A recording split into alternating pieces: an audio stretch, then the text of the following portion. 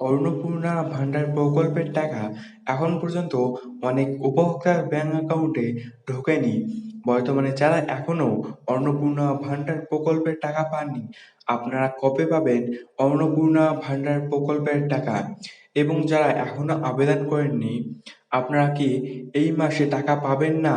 যারা অন্নপূর্ণা ভান্ডার প্রকল্পের জন্য আবেদন করেছেন, তবুও এখনো আপনাদের ব্যাংক অ্যাকাউন্টে অন্নপূর্ণা ভান্ডার প্রকল্পের ৩,০০০ টাকা ঢোকেনি, তো আপনারা কবে পাবেন এই অন্নপূর্ণা ভান্ডার প্রকল্পের ৩,০০০ টাকা?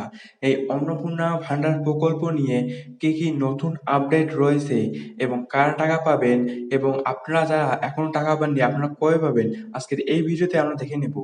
আজকে আমরা আলোচনা করব পশ্চিমবঙ্গের নতুন অন্নপূর্ণা ভান্ডার যোজনা নিয়ে। মুখ্যমন্ত্রী শুভেন্দু অধিকারী বড় ঘোষণা অনুযায়ী রাজ্যের লক্ষ লক্ষ মহিলার ব্যাংক অ্যাকাউন্টে প্রতি মাসে ৩,০০০ টাকা করে সরাসরি ডিবিটি এর মাধ্যমে পাঠানো হচ্ছে। সবচেয়ে বড় খবর হলো, সরকারের তথ্য অনুযায়ী প্রথম পর্যায়ে ২৮ লক্ষেরও বেশি মহিলা এই প্রকল্পের সুবিধা পেয়েছেন এবং তাদের অ্যাকাউন্টে টাকা পাঠানো শুরু হয়েছে। তাহলে কারা এই টাকা পাবেন? সরকারি নির্দেশিকা অনুযায়ী ২৫ থেকে ৬০ বছর বয়সী যোগ্য মহিলারা এই প্রকল্পের আওতায় আবেদন করতে পারবেন।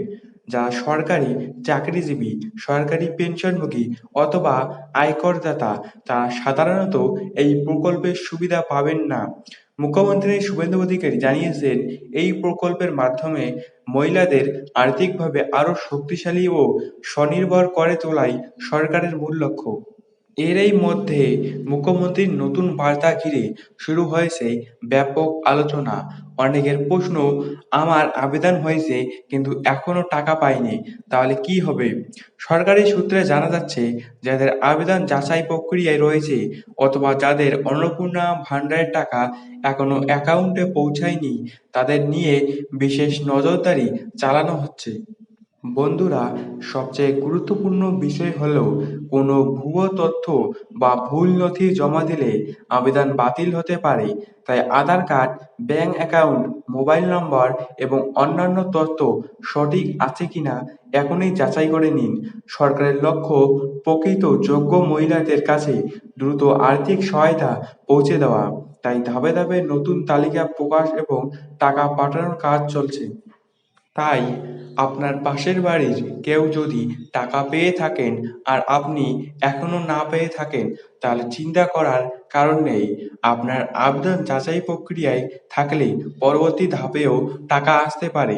সবচেয়ে গুরুত্বপূর্ণ বিষয় হলো, আপনার Aadhaar card, bank account number, mobile number এবং অন্যান্য তথ্য সঠিক আছে কিনা তা অবশ্যই যাচাই করে নিন।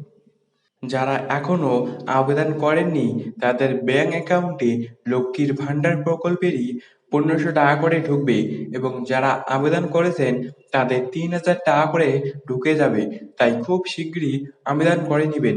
অন্নপূর্ণা ভান্ডার প্রকল্পে সরকারের তরফে জানানো হয়েছে, যোগ্য আবেদনকারীদের পর্যায়ক্রমে সুবিধা পৌঁছে দেওয়ার কাজ চলছে।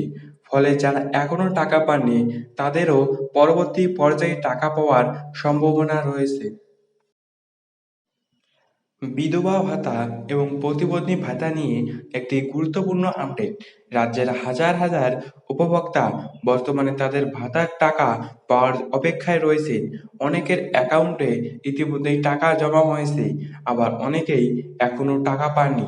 যারা এখনো ভাতার টাকা পাননি, তাদের আতঙ্কিত হওয়ার কোনো কারণ নেই। সাধারণত বিভিন্ন জেলার তথ্য যাচাই ও ব্যাংক প্রক্রিয়ার কারণে ধাপে ধাপে টাকা পাঠানো হয়ে থাকে। তো আপনারা যারা এখনো অন্নপূর্ণা ভান্ডার প্রকল্পের টাকা পাননি, আপনারা চিন্তিত হবেন না। খুব শিগগিরই আপনাদের ব্যাংক অ্যাকাউন্টে ঢুকে যাবে অন্নপূর্ণা ভান্ডার প্রকল্পের টাকা। যারা এখনো আবেদন করেননি, আপনারা খুব শিগগিরই আবেদন করেই নিবেন। তাহলে আপনাদের তত তাড়াতাড়ি ব্যাংক অ্যাকাউন্টে টাকা ঢুকে যাবে। আপনারা কেউ চিন্তিত হবেন না, টাকা সবাই পেয়ে যাবেন যারা যোগ্য। তো এরকম আপডেট এই চ্যানেলে আসতেই থাকবে। তো এরকম আপডেট পাওয়ার জন্য চ্যানেলটি সাবস্ক্রাইব করে রাখবেন এবং ভিডিওটা যদি ভালো লেগে থাকে তাহলে একটি লাইক করবেন। এবং অন্নপূর্ণা ভান্ডার প্রকল্প নিয়ে কোনো সমস্যা হলে আপনি আমাকে কমেন্ট বক্সে বলতে পারেন। তো আপনাদের সাথে দেখা হচ্ছে পরবর্তী কোনো ভিডিওতে। ততক্ষণের জন্য আপনারা সবাই ভালো থাকবেন।